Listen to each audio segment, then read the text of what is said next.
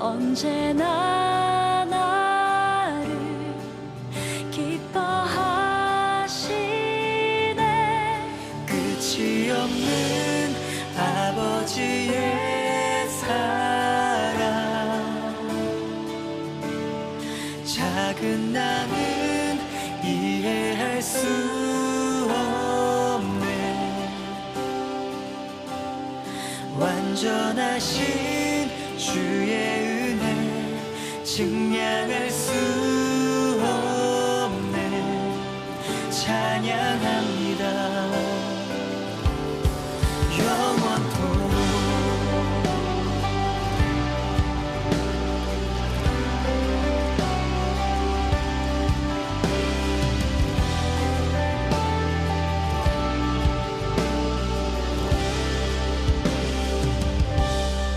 나의 모든 순간 늘 함께 하셨네. 언제나 나를 귀히 여기시네. 자격 없을 때도 날 사랑하셨네. 언제나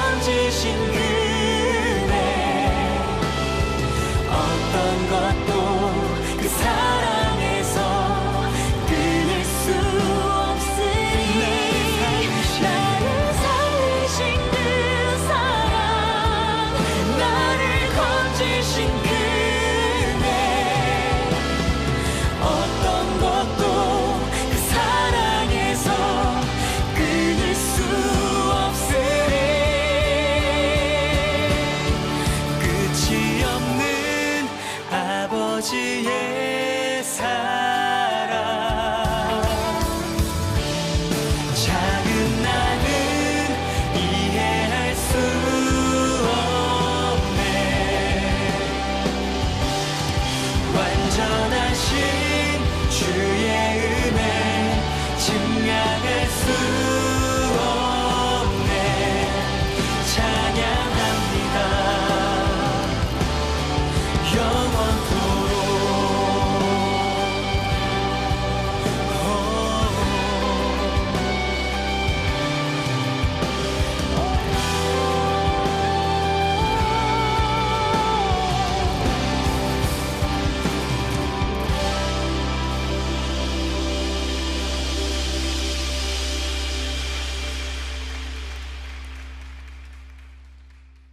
디모데전서 2장 8절부터 15절까지 말씀.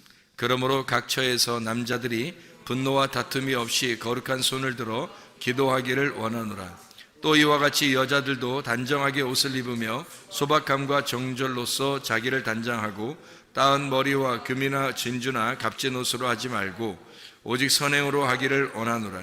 이것이 하나님을 경외한다 하는 자들에게 마땅한 것이니라. 여자는 일체 순종함으로 조용히 배우라.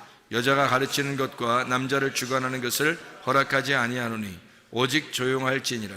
이는 아담이 먼저 지음을 받고 하와가 그 후며 아담이 속은 것이 아니고 여자가 속아 죄에 빠졌습니다. 그러나 여자들이 만일 정숙함으로써 믿음과 사랑과 거룩함에 거하면 그의 해산함으로 구원을 얻으리라. 아멘. 여기에 보면 남자들은 거룩한 손을 들어서 기도하기를 원한다, 그렇게 이야기를 했습니다. 기도를 위해서 어떻게 해야 되는가? 손을 들어서 거룩한 손을 들어서 기도하기를 원한다 그랬으니까, 손을 든다는 것은 뭐예요? 항복한다는 말 아니에요. 무릎을 꿇는다는 것은 복종한다는 말이고,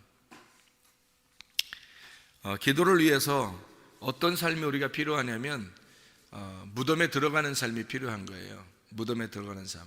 사람이 아기가 이렇게 낳잖아요. 아기 나면 아기가 처음에 어디로 들어가요? 아기가 뱃속에 들어가요. 아기가 잉태됐다 이 말이에요. 그럼 그 안에서 몇 달 동안 훈련을 받아요. 10달 동안 훈련을 받아요. 아기가 태어났네. 태어나면 가만히 있어요? 아니면은 유치원도 들어가고 학교도 들어가요? 유치원도 들어가고 학교도 들어가요. 뭐 하는 거예요 거기서? 훈련 받는 거예요. 이 세상에서 훈련을 받는 거라고. 그리고 이제 이렇게 살다 학교도 가고 이렇게 살다 보면 남자들 같은 경우는 어디 또 가요? 군대도 가요. 군대도 가요. 남자나 여자나 이제 좀 크게 되면 뭐 이제 둘이 어떻게 해요? 결혼도 하고 그래요. 이게 다 뭐 하는 거예요 이게? 왜 이런 과정들을 다 이렇게 둔 거야?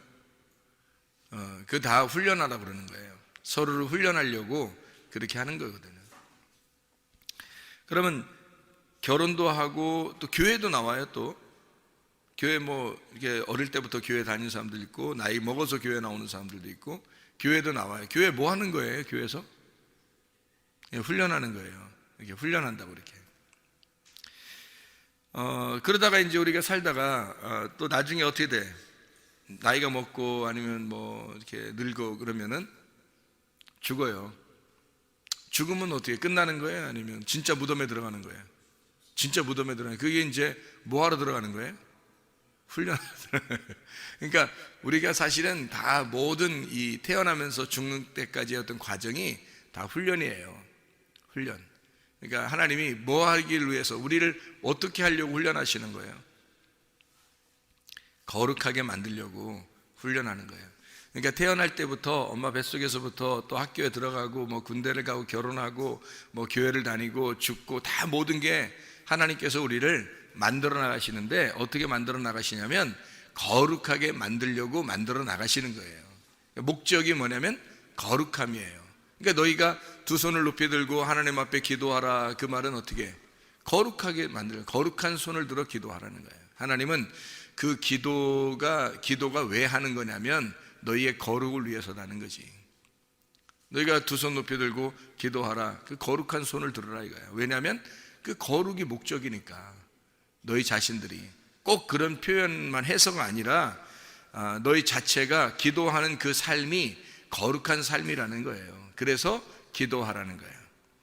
두 손을 높이 들고 무릎을 꿇고 기도하는 것은 우리의 태도가 하나님 앞에 바르게 정결한 태도가 되는 거죠. 하나님 우리를 보실 때 겸손한 태도를 갖고 하나님 앞에 기도하는 것이다. 하나님께 복종하겠습니다, 하나님께 항복하겠습니다 하고 하나님의 그 거룩한 목적에 내가 순종하겠습니다, 그러면서 기도하는 거죠.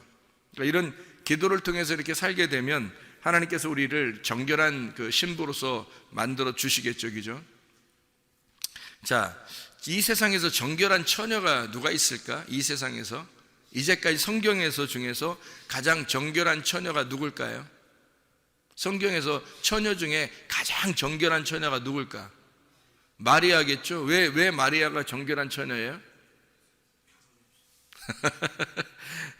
마리아가 가장 정결한 처녀예요. 왜 정결한 처녀냐면 예수님을 잉태했잖아요. 예수님을 임신했잖아. 그러니까 예수님을 임신한 게 뭐 그렇게 정결한 처녀예요? 그게? 왜 그러지? 이런 말 들어봤어요? 왜 그 여자가 건강이 안 좋으면, 아기를 낳으면 여자가 갑자기 건강해질 수 있다, 뭐 이런 얘기도 들어봤죠. 근데 이게 성경적으로 어떤 이야기냐면 예수님이 마리아 뱃속에 잉태가 됐단 말이에요. 성령에 의해서 잉태가 됐단 말이에요. 그러면 예수님이 들어온 것은 결국에는 누구의 씨예요? 성령님의 씨죠. 성령님에 의해서 아기가 잉태가 됐으니까 성령님의 씨란 말이에요. 그러니까 마리아는 여자고 성령님은 이제 남성이라는 거지. 하나님은 남성이고 이 남자가 자기의 씨를 여자에게 준 거잖아요. 여자가 이제 예수님을 잉태했단 말이에요. 이 세상에서 가장 정결한 처녀가 마리아예요. 왜 마리아가 가장 정결한 처녀인지 생각을 해보세요, 여러분. 이 마리아는 죄인이에요, 아니에요? 죄인이죠. 마리아도 죄인이에요. 그러니까 예수님이 마리아에게 잉태된다는 것은 말씀이 육신 안에 잉태된다, 그런 말이랑 마찬가지죠. 말씀이 육신을 입고 왔다. 그래서 예수님이 마리아를 입고 들어온 거죠. 그러면 이제 마리아가 옷과 같은 거고 예수님이 그 옷을 입은 거지, 마리아 뱃속에 들어가서. 그런데 이 배가, 원래 마리아의 배는 더럽죠. 마리아의 배는 원래 정결하지 못하단 말이에요. 그런데 예수님이 이 세상에서 하나님이니까 하나님의 아들이 이 마리아라고 하는 여자의 배를 갖다가 뱃속에 들어갔단 말이에요. 거기에서 10달 동안 이게 가득 찼단 말이에요. 가득 차가지고 여기 충만했다고요. 그죠? 여기에 충만해서 여기 배를 갖다가 어떻게, 예수님이 들어갔으니까 원래 배, 그냥 마리아 배는 정결하지 못하지, 더럽지. 그런데 예수님이 배에 들어가서 10달 동안 꽉 차니까 어떻게 돼? 배가 정결해지는 거죠. 하나님이 들어가 있는데. 생각해봐요. 그러니까 이 여자만큼 정결한 사람이 없다. 왜? 예수님을 잉태했으니까. 예수님이 이 배 속에 들어가서 이 더러운 배를 다 청소하고 예수님이 나오시는 거죠. 그러니까 우리 인간들은, 인간 스스로는 아무도 정결한 사람이 없어요. 근데 유독 마리아라는 이 여자한테 예수님이 들어가서 그 배를 청소하고 나오셨다고요. 그 자신이 마리아 뱃속에 들어가서 완전히 꽉 차서 충만했다가 나오셨으니까 그 여자의 배를 완전히 깨끗하게 만들어 버렸다고요. 그러니 이 여자만큼 정결한 사람은 없는 거죠. 그러니까 예수를 잉태하고 예수를 해산했다는 것은 그 자체가 거룩한 것이고 축복이라는 거죠.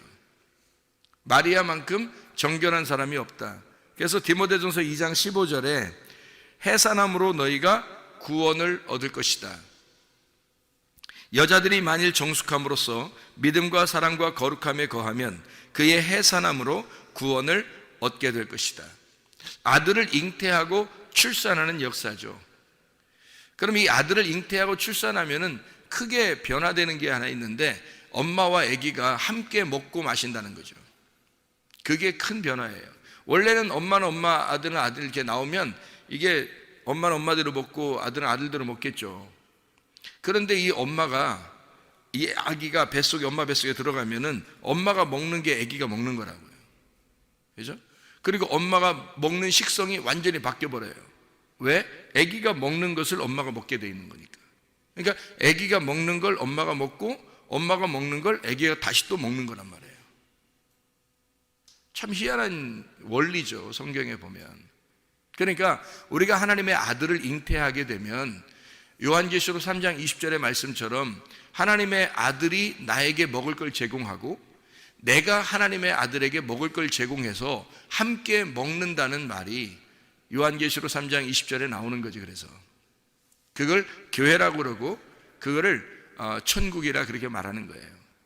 하나님의 나라는 함께 먹는 것이다. 이거를 예배, 함께 먹는 것을 예배라 그렇게 표현하는 거죠. 함께 먹여주는 거죠. 그걸 예배라 그렇게 말해요. 그럼 우리가 가장 중요한 게 뭐냐면 이 속에서 배에 하나님의 아들이 잉태가 되느냐, 이게 중요한 거죠. 하나님의 우리의 배에서 이 생수의 강이 흘러나오듯이 이 배에 하나님의 그 아들이 잉태가 되면 모든 건 완성되는 거거든요. 근데 잉태된 사실을 사람들이 잘 몰라요. 우리의 뱃속에 하나님의 씨가 뿌려졌는지 안 뿌려졌는지 사람들이 쉽게 깨닫지를 못한다고요. 왜 깨닫지를 못하는가? 금방 알면 좋잖아요. 야, 진짜 하나님의 씨가 우리 안에 임했구나, 우리 안에 지금 씨가 심어졌구나, 이거를 정확하게 알면은 얼마나 좋겠어요. 그런데 대부분의 사람들이 그거를 잘 모른다고요. 그럼 이 과정을 어떻게 하면 알 수가 있느냐는 거죠. 어떻게 하면. 여러분, 어떤 과정을 통해야 이걸 알 수 있겠어요? 어떤 과정을 통하면 하나님의 아들이 내 속에 씨를 심었구나, 내 속에 잉태가 되었구나, 이제 해산하는 고통만, 이 해산의 고통을 통해서 내가 진짜 구원을 받겠구나 라고 하는 것을 어떻게, 어떤 과정을 통해서 알 수 있을까? 이게 아기가 있다는 사실을, 하나님의 아들이 우리 속에 들어왔다는 사실을 어떤 과정을 통해서 알 수 있을까? 회개하는 과정을 통해서 알 수 있어요. 회개하는 과정이 안 되면 이게 이해를 못 해요. 자기 속에 들어와 있는지를, 씨는 분명히 떨어졌는데 이게 씨가 있는지 확인을 해야 되려면 반드시 회개가 필요하다고요. 그래서 그 회개하는 것은 거룩한 손을 들어 하나님 앞에 기도할 때 그걸 아는 거예요. 거룩한 손을 들어 하나님 앞에 기도하는 자에게 하나님은 그가 예수 하나님의 아들이 잉태가 됐구나 라고 하는 것을 그때 알 수 있다는 거지. 그러면 예수님의 제자들한테도 그런 일이 일어났는지 한번 생각해 봐요, 여러분이. 하나님의 아들이 속에 진짜 내 속에 들어왔구나라는 것을 언제 그들이 깨달았을까? 언제? 오순절날 깨달았단 말이에요. 오순절날 사도행전 그 2장에 보면 1절부터 4절에 하나님의 성령이 막 이렇게 임한단 말이에요. 막 성령이 막 충만하게 그때 임해가지고 막 안다고 해요, 사람들이. 막 성령 충만하게 임하니까 그들이 그때 성령의 충만함을 깨달았단 말이에요, 이렇게. 그런데 그날 성령 받았나요? 여러분 생각해봐. 그날 성령 받았냐고? 아니라고. 그날 성령 받은 게 아니라 사실은 요한복음 20장 22절에 성령을 받았다고요. 그거 잘 생각해 보라고. 그러니까 요한복음 20장 22절에 하나님의 생기가 들어왔어요. 그게 창세기 2장 7절에 나와 있는 하나님이 흙으로 사람을 만들고 하나님이 생기를 불어넣어 주신 거. 이래서 이제 사람이 살아있는 혼이 됐잖아요. 그게 창세기 2장 7절이잖아. 근데 이거를 그대로 요한복음 20장 22절에 예수님이 부활하고 난 다음에 일부러 예수님이 막 숨을 쉰단 말이에요. 그리고 뭘 받으라고 한다고? 성령을 받으라고 한다고. 근데 이 사람들이 받고 나서 성령을 받으라니까 받았잖아요. 받았을 거 아니에요. 근데 이게 알겠어 모르겠어? 모른다고요. 이게 성령이 속에 들어와 있는지 이걸 모른다고. 여러분에게 똑같은 과정이 다 있는 거예요. 하나님의 성령이 여러분에게 호흡을 해요. 생기를 불어넣어 준다고. 하나님의 씨를 갖다 던진다고요. 근데 그것이 심겨져도 잘 모른다고요, 여러분. 자, 보세요. 사람이, 남녀가 이렇게 둘이 잠을 자면, 아기가 속에 생겼겠구나. 또는 아기가 속에서 막 있네. 이거를 알아요, 몰라요? 잠을 자면 무조건 아기가 다 들어와 있는 거예요? 그거 아니죠. 들어와 있는지 안 들어와 있는지도 몰라요. 그러니까 잠을 잔 건 분명히 확실한데 아기가 들어와 있는지 안 들어와 있는지는 모른다고요. 근데 언제쯤 이게 확인이 돼요? 어느 정도 시간이 조금 지나면 이게 표시가 난다고요. 몸에 변화가 일어나기 시작한다고. 그래서 아기가 속에 있다는 사실이, 아기가 속에가 있으면 이 몸이, 여자의 몸이 바뀐다고요, 점점. 배도 좀씩 나오게 될 것이고, 아기한테 이제 우유도 우유가 아니 젖을 먹여야 되니까 그것도 이제 변화가 있을 것이고, 이렇게 점점점 여자의 몸이 변하기 시작한다고요. 그러니까 결국에는 여자의 몸에서 가장 두드러지게 변화되는 것이 어디냐면 가슴하고 배예요. 가장 두드러지게 변화되는 것. 왜 그러냐면 생각해봐요. 여자가 갑자기 임신을 했다 안 했다를 몰라요. 그냥 잠잤다고 해서 임신했다는 걸 아는 게 아니고, 모르는데 갑자기 변화가 일어나는 게 있는데, 그게 바로 뭐냐면 먹을 거에서 변화가 일어나요. 먹는 데서. 먹는 게 바뀌는 거야. 이상하다, 뭘 먹고 싶어.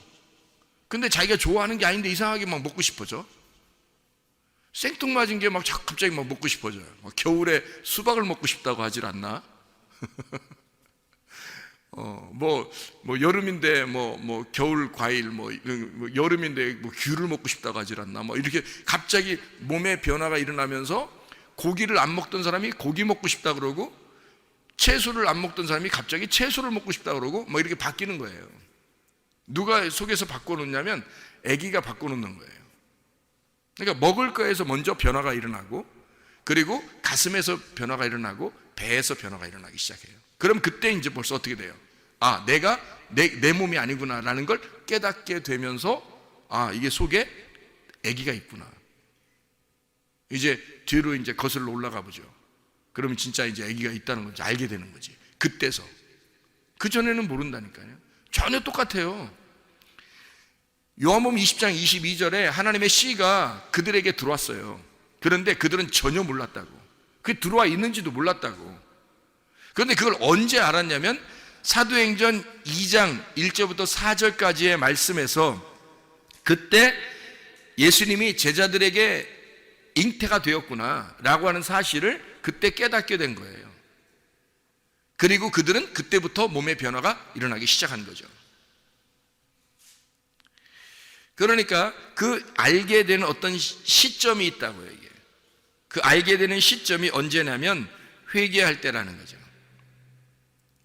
그들이 거룩한 두 손을 들어 하나님 앞에 기도할 때라는 거죠. 하나님의 말씀을 여러분이 들었다고 해서 다 그냥 속에서 임신했다는 사실을 여러분이 깨닫는 게 아니라, 잘 몰라요. 말씀이 떨어지는데도 몰라요. 그런데 어느 날 여러분이 그 말씀 붙들고 기도하는데 하나님의 역사가 일어나기 시작하고 속에서 변화가 일어나기 시작한다는 거죠.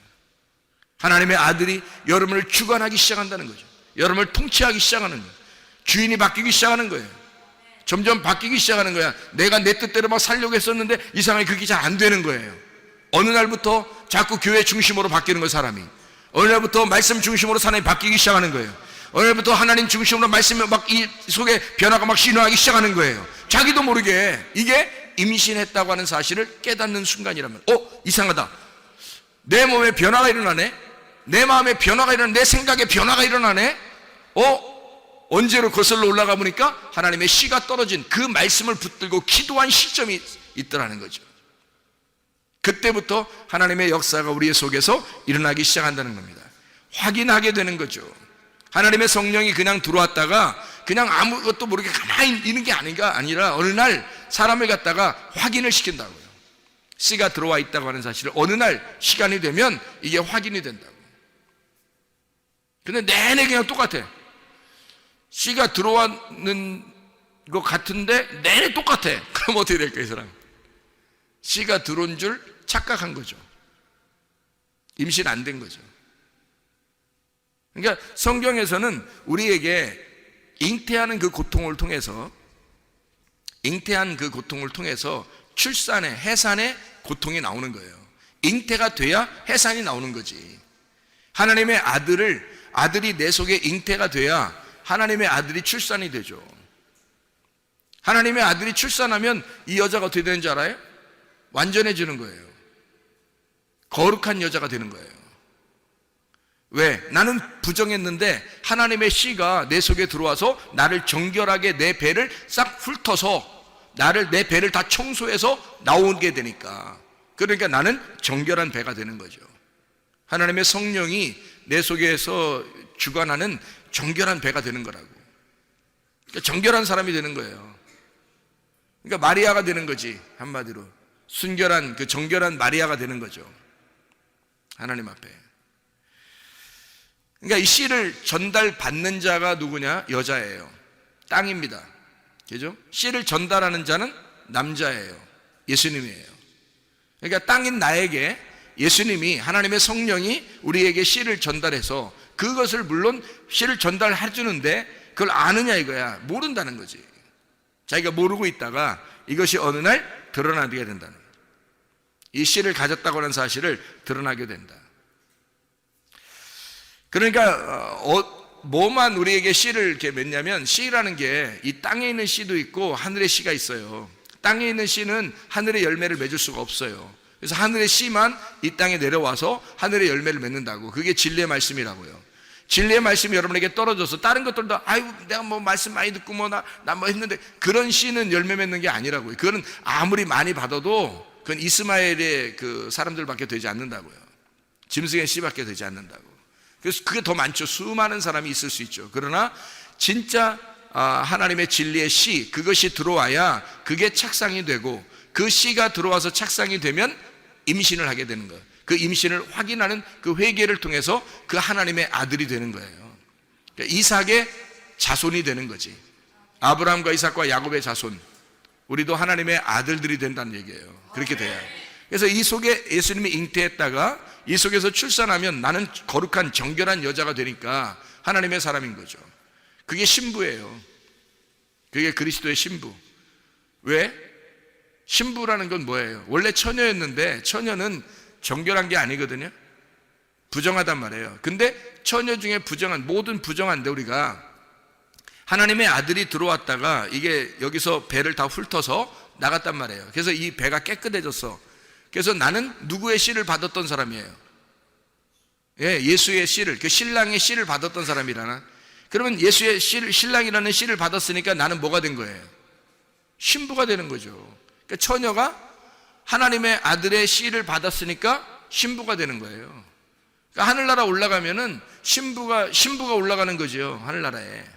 처녀가 올라간다고 하지 않았죠. 음녀가 올라간다고 안 했죠. 신부가 올라간다고요. 신랑을 만난 자가 신부란 말이에요. 신랑을 제대로 만나면 그때 신부가 되는 거예요, 여러분. 그러니까 천국에 올라가는 사람들은 신부가 돼야지 천국에 올라가는 거예요. 다시 말하면 하나님의 아들이 잉태가 되거나 또는 잉태돼서 해산하는, 출산하는 그 고통을 가진 자. 그래서 말씀이라고 하는 건요, 우리에게 이렇게 떨어지잖아요. 말씀이 막 떨어지면 이게 우리에게 심판도 오고 구원도 오는 거예요. 그 심판을 통해서 회개가 일어나고 회개를 통해서 구원이 오는 거죠. 그러니까 회개라는 것이 없으면, 거룩한 손을 들어 하나님 앞에 기도하는 것이 없으면 우리는 그 임신한 사실을 깨닫지를 못해요. 하나님의 씨가 떨어져서 내 속에서 하나님의 아들이 지금 자라나고 있다는 사실을 모른다고요. 그런데 회개를 통해서 하나님의 그 아들이 내 속에 있다는 사실을 알게 되는 거죠. 비로소. 그래서 하나님의 그 심판과 구원의 말씀이 위로부터 비가 내리듯이 막 떨어진다고. 그게 이른 비와 늦은 비예요. 이른 비와 늦은 비. 그래서 늦은 비가 언제 일어나면 봄에 일어나죠. 그게 오순절이라고요. 그게 성령 충만이란 말이에요. 그러니까 이른 비, 늦은 비가 있는데 그 늦은 비는 언제 일어나요? 봄에 일어나고, 이른 비는 가을에 일어나요. 예수님의 오시는 탄생의 얘기예요. 그러니까 예수님이 오실 때 그 오심도 이 땅에 오시는 거잖아요. 씨가 내렸다. 근데 그거를 사람들이 다 알았나요? 모르죠. 다 모르죠. 왜냐하면 예수님이 오셨어도 모르는 거예요. 씨가 떨어졌는데도 모르는 거야. 땅에 씨가 떨어졌는데도 몰라요. 왜? 어떻게 하면 알아요? 회개해야 안다니까. 자기가 완전히 돌아서야 아는 거예요. 땅을 쳐다보고 있으면 모른다고요. 어디서 씨가 떨어졌는지 그걸 보면 안다고요.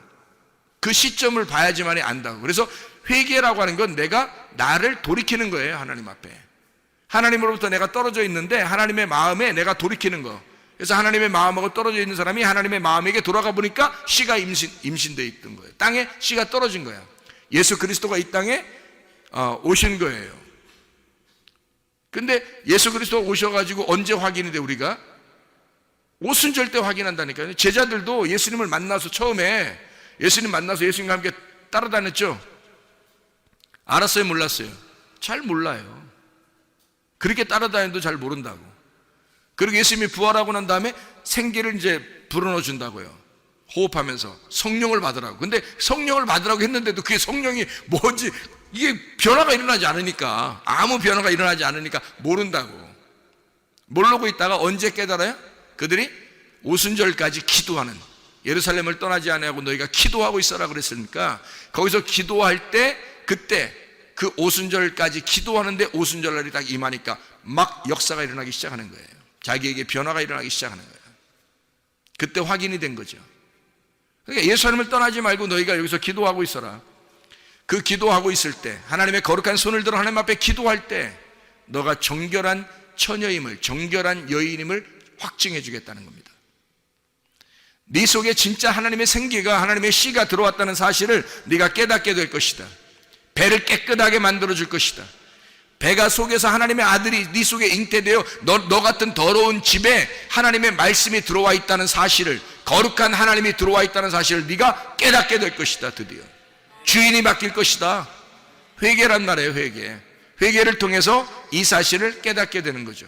노아 홍수 때도 하늘의 창문이 막 열립니다. 창세기 7장 11절에 하늘의 창문이 막 열려가지고 거기서 비가 막 떨어지죠. 그게 이른 비와 늦은 비와 같이 비가 내리는 거예요. 내려오면은 그 하늘의 창문이 막 열린단 말이에요.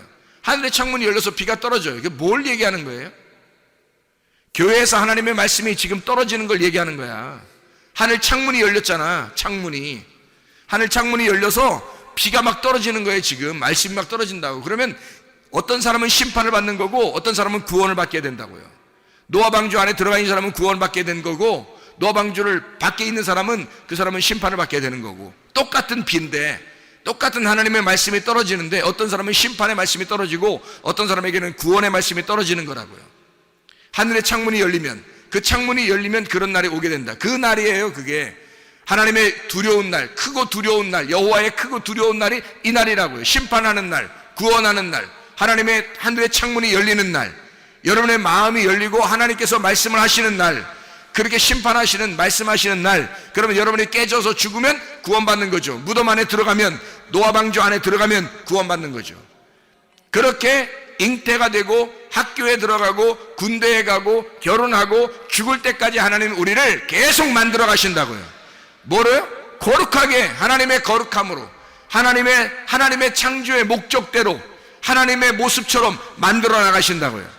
처음에는 그런 모습이 아니었는데 하나님이 계속 만들어서 하나님의 모습으로 만들어버리는 거라고 얘기해요. 그게 하나님의 역사라고요. 우리 보고 기도하라 그러죠. 왜냐하면 너희가 기도를 통해서 그걸 깨닫게 되니까. 기도하지 않으면 이거를 알지 못한다는 얘기야. 너희에게 씨가 떨어졌는데도 이해를 못해요. 무슨 이게 떨어졌는지도 모른다고요. 근데 기도할 때 깨닫는 거야. 기도할 때 말씀을 붙들고 기도하는 거예요. 아, 그 말씀이 내게 떨어진 하나님의 말씀의 씨앗이었구나, 하나님의 아들이었구나, 이 속에 잉태됐구나 하는 사실을 그가 간절하게 거룩한 두 손을 들어 기도할 때 깨닫는 것이라 이 말입니다. 여자는 그 뱃속에서 내 속에 잉태가 되었구나 라고 하는, 내 땅이라는 이 아래 나 여자에게 남자의 씨가, 신랑이라는 예수의 씨가 땅에 떨어졌구나, 하나님의 말씀이 떨어졌구나 내 속에, 이거를 알게 되는 거죠, 여자가. 그래서 이것을 출산하게 되면, 아이를 해산하고 출산하게 되잖아요. 그러면 뭐가 돼요? 이 여자가 엄마가 되죠. 엄마가 되면 완전해지는 거예요.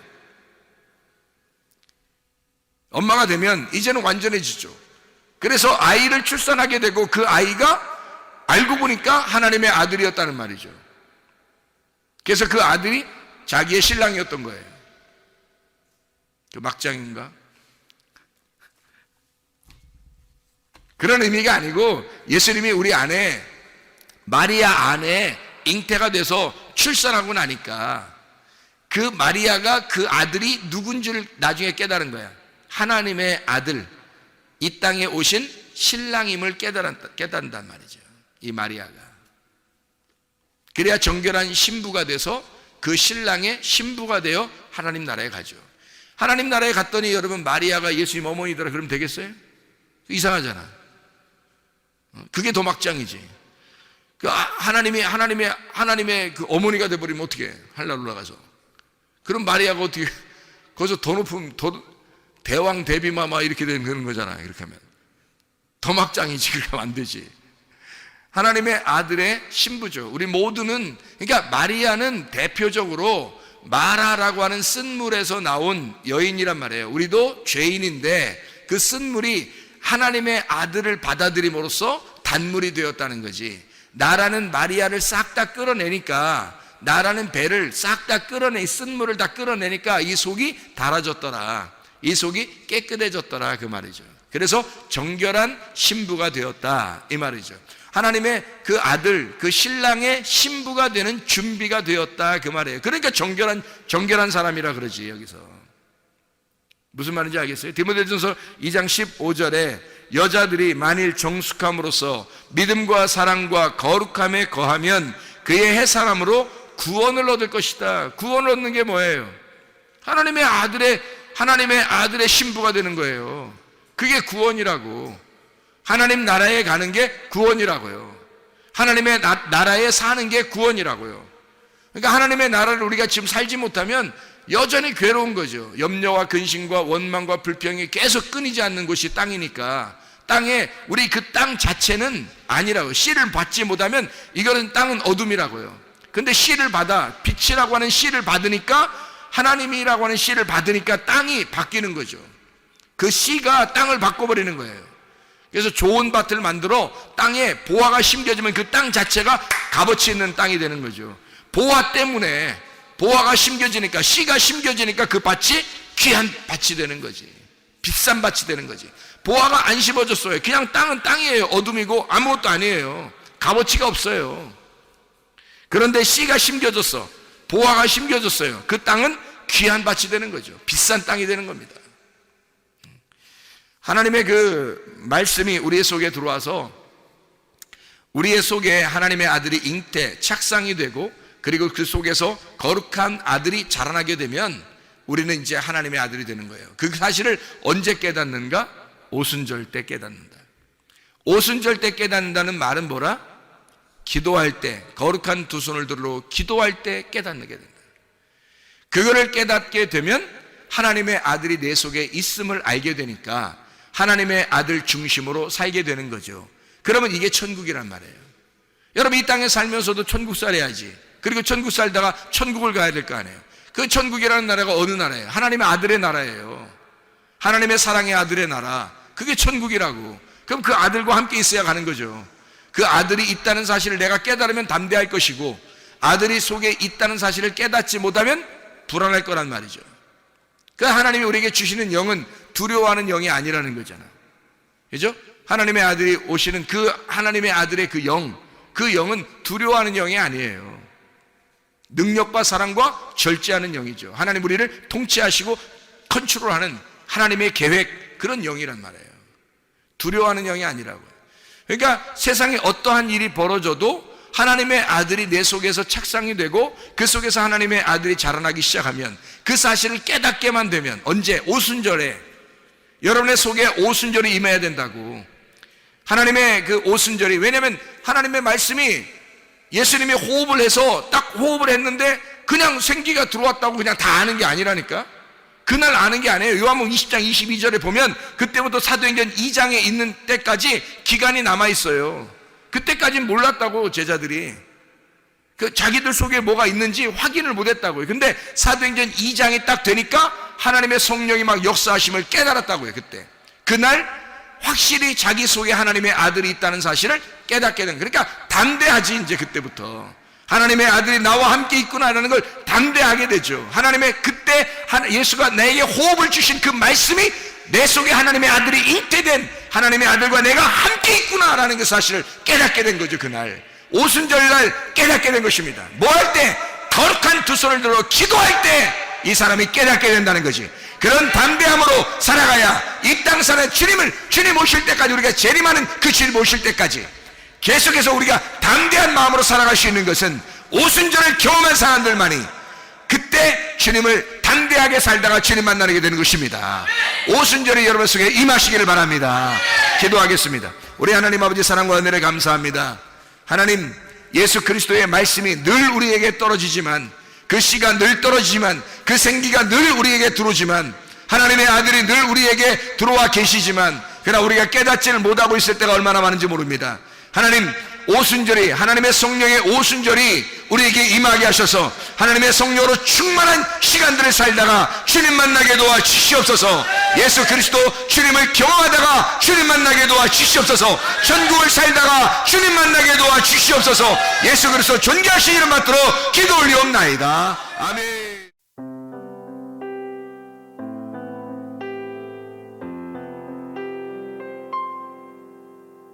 내